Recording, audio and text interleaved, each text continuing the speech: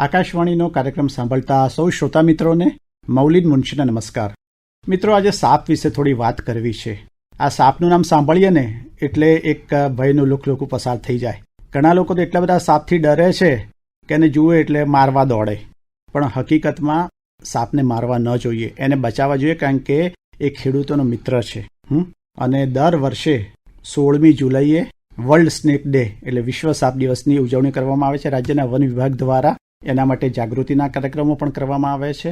તો આજે આ સાપનું મહત્વ કેટલું છે, સાપને કઈ રીતે બચાવવા જોઈએ અને એના વિશેની જે ગેરમાન્યતાઓ છે કે સાપ દૂધ પીએ છે અને સાપ આંખ છે, એ વિશેનું ખંડન કરવા માટે આજે અમારા આકાશવાણી સ્ટુડિયોઝમાં ગુજરાત રાજ્ય વન વિભાગના અધિક અગ્ર મુખ્ય વન સંરક્ષક સંજય શ્રીવાસ્તવ સાહેબ ઉપસ્થિત છે.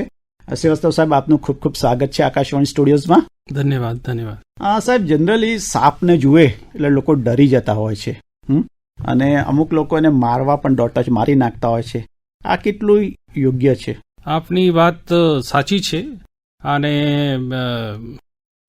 આ સાપની જે વિષય વસ્તુ છે એને થોડુંક સમગ્રતાથી જોઈએ તો આપણા કલ્ચર અને માઇથોલોજીમાં સાપનો ઉલ્લેખ છે.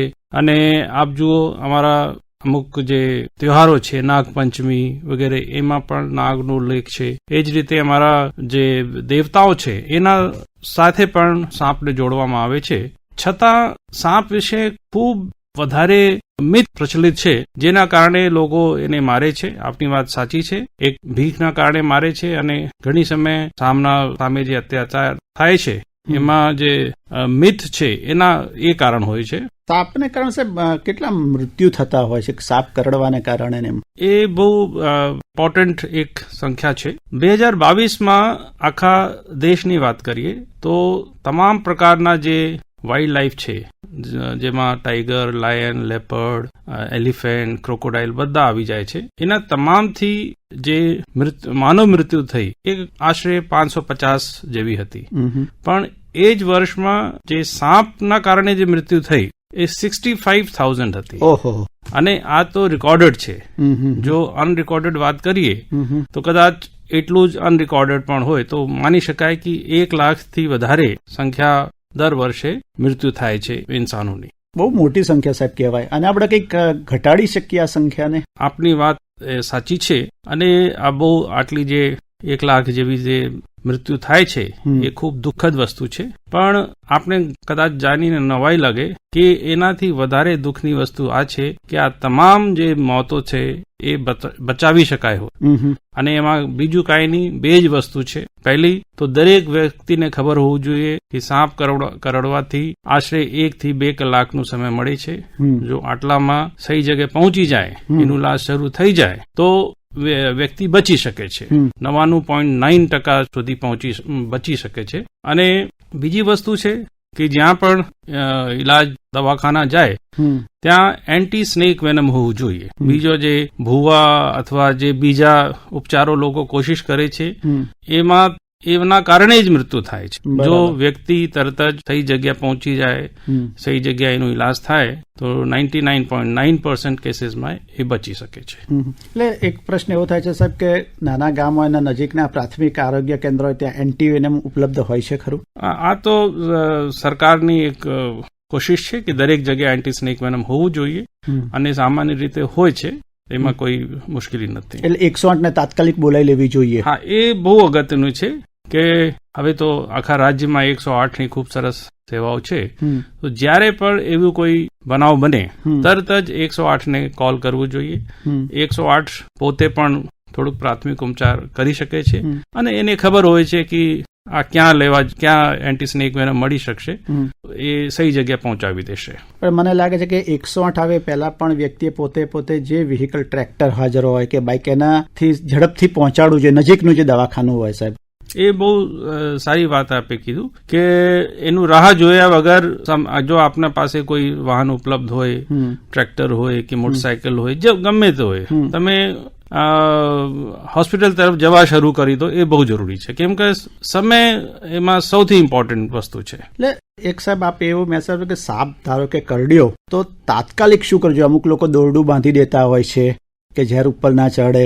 ઘણા લોકો પેલા હૃદય ઉપર હાથ દબાઈને કરતા હોય છે, તો ખરેખર શું કરવું જોઈએ? આમ તો આ બધી વસ્તુ મેડિકલી કરેક્ટ છે. ટોર્નિકેટ એને કહેવામાં આવે છે, બાંધવું જોઈએ, પણ એ ખૂબ સ્કિલ્ડ વ્યક્તિ કરે તો જ એનો ફાયદો છે, નહીં તો નુકસાન થાય છે. ઘણા સમય એવું થાય છે કે ટોર્નિકેટ વધારે ટાઈટ બાંધી દે તો કદાચ સાપના કરડવાથી એને નુકસાન ન થાય, પણ એ ગેંગ્રીન થવાથી અંગને કાપવાની જરૂરત પડી જાય છે. તો મારી તો એ જ સલાહ છે કે આપના પાસે સામાન્ય રીતે 1 થી 1.5 કલાક હોય છે, તો એમાં તમે તરત જ ત્યાં પહોંચવાની તૈયારી કરો. બીજા બધુંમાં કે ટોર્નિકેટ બાંધવું કે ચૂસીને એ કરવું, એ સબ એમાં નહીં પડવું જોઈએ. સાહેબ, સાપને પર્યાવરણનો મિત્ર પણ કહેવામાં આવે છે, ખેડૂતોનો મિત્ર પણ કહેવામાં આવે છે, તો એના વિશે આપ વાત કરશો કે કઈ રીતે આપણને મદદ કરે છે? એ આપ બહુ સરસ વાત કરી. પહેલા તો એ જોઈ એક સામાન્ય પ્રશ્ન આવે કે ભાઈ જ્યારે દર વર્ષે 1 લાખ વ્યક્તિઓની મૃત્યુ થાય છે સર્પદંશથી, તો કેમ બધાને મારી નાખવું ન જોઈએ? એમ પ્રશ્ન આવી શકે છે કોઈના વિચારમાં. તો એમ ન કરવું જોઈએ. પહેલી વસ્તુ તો આ ઇલીગલ છે, આ એક પ્રોટેક્ટેડ પ્રાણી છે, તો એને મારવું તો બહુ મોટી વાત છે. એને પકડીને કંઈ બંધન રાખવી એ પણ મોટી સજાનું પાત્ર બને છે. બીજું છે એથિકલ નથી. ભાઈ દરેક આ વાત સાચી છે કે આ ધરતી ઉપર માનવ જે છે સૌથી વિકસિત પ્રાણી છે, પણ આ ધરતી ફક્ત ઇન્સાનો માટે બનેલી નથી, તમામ પ્રકારના જીવ માટે પણ છે. તો એ મારે જોવું જોઈએ કે અમે પણ શાંતિથી રહીએ અને જાનવરો જેમાં કે સાપ પણ આવે છે એ પણ રહી શકે. આ તો 2 વસ્તુ થઈ. ત્રીજી અને બહુ ઇમ્પોર્ટન્ટ વસ્તુ છે કે જો સ્વાર્થ તરીકે જો એક ઇન્સાન સ્વાર્થી નજરોથી પણ જુએ તો પણ સાપ બહુ જરૂરી છે. અમારા આ પર્યાવરણ પૃથ્વીમાં અમે ટકી રહીએ એના માટે પણ જરૂરી છે. હું આપણે એક અમુક આંકડા આપવા માંગુ છું. આજની તારીખમાં રેટ્સ અને રોડેન્ટ્સ એના કારણે અમારા જે ફૂડ ગ્રેન્સ હોય છે એનું 20% નુકસાન થાય છે. તો આપ સમજી શકો કે જો રેટ્સ અને રોડેન્ટ્સની સંખ્યા 5 અથવા એનાથી વધારે થઈ જાય તો કદાચ 100% ફૂડ ગ્રેન નાશ થઈ શકે એવી પરિસ્થિતિ ઉભી થઈ શકે. હવે એના સામે આપ જુઓ કે કઈ તેજીથી આ રેટ્સની સંખ્યા વધી શકે છે. આપ જુઓ, એક મેલ અને એક ફિમેલ રેટ જો સાથે રહે અને એને પુષ્કળ પ્રમાણમાં ભોજન મળે તો 3 મહિનામાં એમની સંખ્યા 2 થી 10 થઈ જાય, અને એટલે 5 ગુણા વધી જાય. તો એ રીતે જુઓ તો એક વર્ષમાં 625 ગુણા એમની સંખ્યા વધી શકે છે. તો આપે જોયું કે જો રેટ્સ અને રોડેન્ટ્સની સંખ્યા 5 ગુણા વધે તો કદાચ ખાવામાં મુશ્કેલી થઈ જશે અમારે. તો એમના સામે આપ જુઓ, સાપ જેવા પ્રાણી જે રેટ્સ અને રોડેન્ટ્સની પોપ્યુલેશનને કંટ્રોલ કરે છે, એ જો એને કાઢીને મૂકવામાં આવે અમારા સિસ્ટમમાંથી તો કેટલા સંખ્યા સુધી વધી શકે છે. બરાબર છે. હવે ત્યાં એક બીજી વસ્તુ પણ કહું. આ તો એક બહુ મોટી વાત થઈ ગઈ કે સ્નેક એઝ અ સ્પીસીઝને કાઢી મૂકીએ તો આ સમસ્યા થાય.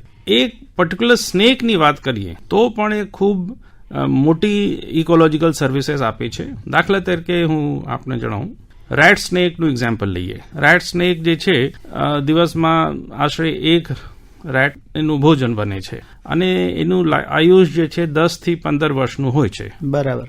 એ રીતે આપ જુઓ તો એક રેટ સ્નેક જેટલા રેટ્સને ખાય છે, એ રેટ્સ જે છે પોતાના જીવનકાળમાં 26,000 કેજી ગ્રેન્સનું નાશ કરે છે. તો આપ કહી શકો છો કે એક રેટ સ્નેક જે છે 26,000 કેજી ફૂડ ગ્રેનનું બચાવ પોતાના જીવનકાળમાં કરે છે. આ બહુ મોટી વાત છે સાહેબ. બિલકુલ. અને જો આપણે સ્નેકને બચાવીએ તો મને લાગે છે કે આપણું અનાજ પણ ખૂબ બચે. એટલે લોકોએ આ વાત સમજવાની ખૂબ જરૂર છે કે સ્નેકને મારવો ના જોઈએ. એના કરતા વન વિભાગની હેલ્પલાઇન નંબર પણ છે સાહેબ. બરાબર છે. તો સાપને પકડનાર માણસ પણ આવી જાય અને એના કારણે આપણને કેટલો બધો પર્યાવરણને પણ ફાયદો છે જો સાપને બચાવીશું તો. આપની વાત બિલકુલ સાચી છે. હું થોડુંક હવે લીગલ ઇશ્યુઝ પર થોડુંક પ્રકાશ પાડવા માંગુ છું. કદાચ શ્રોતાઓને પણ જાણીને નવાઈ લાગશે કે એક રેટ સ્નેક જે નોન વેનમસ હોય છે એને પકડીને કોઈ વ્યક્તિ એક થેલામાં મૂકે અને એક બીજા વ્યક્તિ ટાઈગરને મારે. આ બંને ગુના જે છે કાનૂનના નજરમાં બરાબર છે.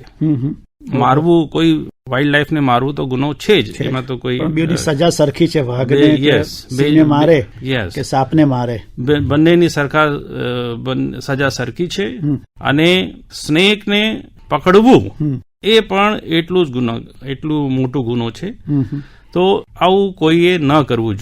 હવે થાય છે, પ્રશ્ન આવે કે ભાઈ જો અમારા ઘરે કોઈ સ્નેક આવી જાય તો કરીએ શું? વાત સાચી છે. ત્યારે અમારી એક હેલ્પલાઇન છે 1926 અને એક બીજો નંબર છે 832000. આ બંનેના મદદ 1926 અમારો મેન્યુઅલ હેલ્પલાઇન છે, તો ત્યાં કોઈ માણસ આપણે જવાબ આપશે, આપ એમની સમસ્યા બતાવો, તે બતાવશે કે કોને કોન્ટેક્ટ કરવાનો છે. અમારી જે 832000 છે એ ઓટો રિપ્લાય સેવા છે. એમાં આપને લિંક મળશે. લિંકમાંથી આપ પોતાનું તાલુકાનું જે RFO છે એનું આપ નંબર મેળવી શકો છો, એમને કોન્ટેક્ટ કરી શકો છો. એ પોતાનું તરીકે એનું ઉકેલ લાવશે. હવે સામાન્ય રીતે એ પણ થાય છે કે ઘણા લોકો પોતાને સ્નેક કેચર તરીકે બતાવે છે અને પોતાનું નંબર પણ ડિસ્પ્લે કરે છે. લોકો એને કોન્ટેક્ટ કરે છે. હું આપણે જણાવવા માંગુ છું, એવા કોઈ પણ વ્યક્તિ જે વગર વન વિભાગના પરમિશનથી સ્નેક પકડે છે, રેસ્ક્યુ કરે છે, એ ઇલીગલ છે. એને 3 વર્ષની સજા પણ થઈ શકે છે. યસ.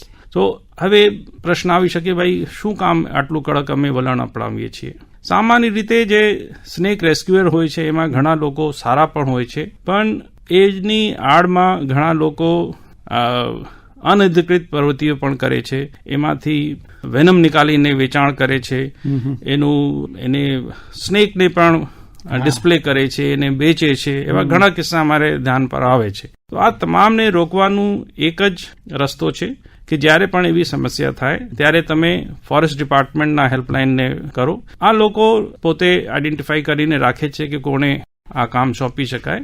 તો એ ત્યારે અમે ટ્રેક રાખીએ છીએ કે જે સ્નેક છે એ ક્યાં, એને છોડવાનું પણ અમે તાકીદ રાખીએ છીએ, ત્યાં સુધી ટ્રેક કરીએ છીએ. શ્રીવાસ્તવ સાહેબ, મુખ્યત્વે ગુજરાતની અંદર જોઈએ તો કયા કયા ઝેરી સાપ જોવા મળે છે જેનાથી લોકોએ સાચવવું જોઈએ?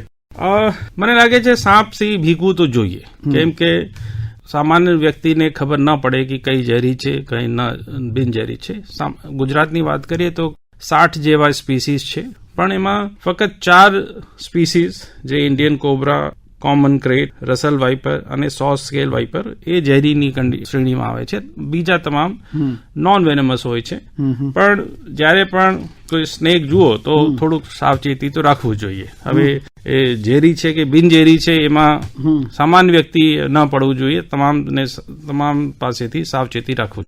અમુક સ્નેક હોય છે, અમુક ચોક્કસ પ્રકારનો અવાજ કાઢતા હોય છે, જેમ કે રસેલ સ્વાઇપર, એમ સિટી જેવું. એ સાચી વાત છે કે? યસ, એ સાચી વાત છે. અને એ કોઈ પણ ઝેરી સાપ જે જ્યારે કરડે છે ત્યારે એક થોડુંક સિગ્નલ આપે છે કે ભાઈ હું અહીંયા બેસેલા છું, તમે મારા નજીક નહીં આવો. તો જે આ વાત કરો છો રસેલ વાઇપરની, એ જ રીતનો અવાજ એ કરે છે. હિસિંગ, યસ. એનું વિસ્લિંગ, લાઉડ વિસ્લિંગ સાઉન્ડ એમાં કહેવામાં આવે છે. હવે સાહેબ, એક લેટેસ્ટમાં તમને એ પણ જાણવા મળે છે કે વન વિભાગ દ્વારા વલસાડમાં ધરમપુર ખાતે એક આખી ઇન્સ્ટિટ્યૂટ ઊભી થઈ છે જે સાપના છે ઝેર જે છે એને એકઠું કરે છે અને એનો એન્ટીવેનમમાં ઉપયોગ કરી રહી છે. તો એ વાત આપ કરશો?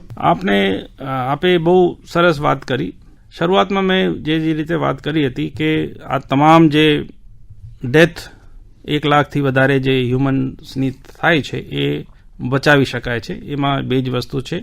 પહેલે તો લોકોને ખબર હોવું જોઈએ કે એનું ઇલાજ ભુવા પાસે નથી, ડોક્ટર પાસે છે. અને ડોક્ટરના પાસે આ એન્ટીસ્નેક વેનમ હોવું જોઈએ. એ જ એનું ઇલાજ છે. હવે અમે 3જા તબક્કા પર આવીએ છીએ. એન્ટીસ્નેક વેનમ આપણા ભારતમાં એ જે બને છે એનું તમામ સ્નેકનું જે પાવડરથી બને છે. આ સ્નેકનું પાવડર તમિલનાડુથી મળે છે.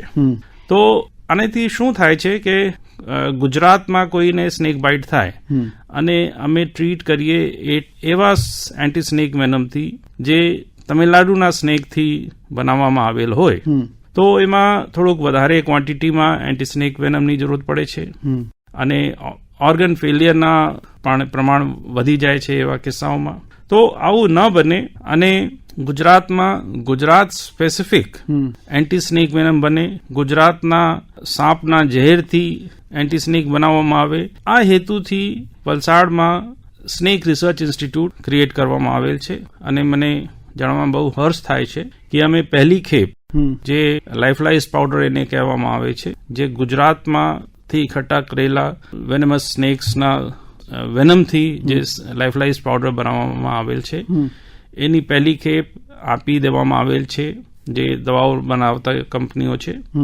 અને એ લોકોના પ્રમાણે 11 થી 12 મહિનામાં આ લોકો ગુજરાત સ્પેસિફિક એન્ટીવેનમ આપી દેશે.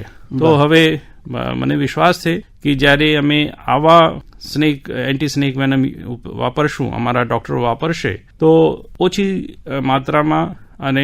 માત્રામાં પણ ઇલાજ થઈ જશે અને ઓર્ગન ફેલિયરનું જે કેસીસ છે એ ઘટશે. અને ગુજરાત માટે સાહેબ આ ગૌરવની વાત છે કે ગુજરાતના સાપને છે એનું ઝેર જે છે એ વધારે અસરકારક રહેશે, એટલે એક સિદ્ધિ કહી શકાય ગુજરાત માટે. આ બિલકુલ એક સિદ્ધિ છે અને આમાં જે છે ગુજરાત સરકારનું ખૂબ ખૂબ અમને સહયોગ છે. અમારા મંત્રી શ્રી અર્જુનભાઈ મોઢવાડિયા સાહેબનું પણ એમાં ખૂબ મદદ મળેલ છે જ્યારે જરૂરત પડેલ છે. તો સંપૂર્ણ સરકાર તરફથી એમાં સહયોગ છે અને મને બતાવવામાં બહુ હર્ષ થાય છે કે આખા દેશમાં ગુજરાત પહેલું એવું રાજ્ય છે જે state specific anti snake Vennam બનાવવા માટે આગળ વધ્યા છે. વાહ સાહેબ, આપણો જે કાર્યક્રમ સાંભળી રહેલા શ્રોતા મિત્ર છે એને કોઈ મેસેજ આપશો સાપ બચાવવા માટે? બિલકુલ. હું સૌથી પ્રથમ તો શ્રોતા મિત્રોને કહેવા માંગુ છું કે સાપ જે છે એ ખરેખર અમારા હું તો કહું માનવ જાતિને ટકાવવા માટે પણ બહુ જરૂરી છે. હવે જે ઘણી માન્યતાઓ છે, ખોટી માન્યતાઓ છે, એના વિશે પણ હું થોડું કહેવા માંગુ છું. લોકોમાં એક એવી માન્યતા છે કે સ્નેક જે છે દૂધ પીવે છે, તો એવી કોઈ શક્યતા નથી. સ્નેક એક સ્ટ્રિક્ટલી કાર્નિવોરસ જાનવર છે, જીવ છે, અને એ મિલ્ક ડાયજેસ્ટ નથી કરી શકતા. તો એ ખોટી માન્યતા છે. એ જ રીતે એવી માન્યતા છે કે સાપ જે છે ફ્લૂટ એને બીન બજાવવામાં આવે તો એ ડાન્સ કરશે, એ પણ ખોટું છે. એ જ રીતે એવું માન્યતા છે કે કોઈ સાપ કાટી લે અથવા કોઈ એક સ્નેકને મારી દે તો એનું જે પાર્ટનર છે એ તમારા પાછળ રિવંજ લેવામાં આવશે, વેર લે છે. એ પણ ખોટી છે. સાથે સાથે ઘણી બધી માન્યતાઓ એવી છે જેના કારણે સાપ સામે અત્યાચાર થાય છે. જેવી રીતે અમુક લોકોનું એવું માનવું હોય છે કે આ સાપ એને આપણા ઘરમાં રાખીએ તો ધનની વર્ષા થશે. આવી બધું એકદમ ખોટી વાત છે. સાપ જે છે એક સામાન્ય રીતે પોતાનું જીવન વ્યતીત કરવા માંગે છે અને એ જ રીતે રહેવા દઈએ. સાપથી બચવું જોઈએ, એમાં કોઈ ધ્યાન રાખવું જોઈએ, પણ એવી કોઈ પણ ખોટી માન્યતાઓને સાચું ન માનીએ. અને ખાસ કરીને જ્યારે પણ સર્પદંશ થાય, કોઈ એવી ઘટના બને, તો સમય બગાડ્યા વગર તરત જ 108ને ફોન કરો, તરત જ સરકારી હોસ્પિટલ તરફ તમે ચાલવા લાગો અને કોશિશ કરો કે સારામાં સારી જે સરકારી હોસ્પિટલ હોય ત્યાં જઈને પોતાનો ઇલાજ કરાવો. જી, તો આજે સંજય શ્રીવાસ્તવ સાહેબ, આજે આપને ખૂબ દોડધામ હતી છતાં પણ આપ આકાશવાણી સ્ટુડિયોઝમાં આવ્યા અને અમારા શ્રોતા મિત્રોને ખૂબ સરસ માહિતી આપી સાપ બચાવો એના વિશે, અને એના માટેના લોસ કેવા કડક છે એના વિશે પણ શ્રોતાઓને જાગૃત કર્યા, અને જે ગુજરાતની સિદ્ધિની પણ વાત કરી કે હવે ધરમપુરમાં થયું છે. તો આપની સાથે વાત કરીને ખૂબ મજા આવી. આપનો કિંમતી સમય કાઢીને આવ્યા તે માટે આપનો ખૂબ ખૂબ આભાર. ખૂબ ખૂબ ધન્યવાદ.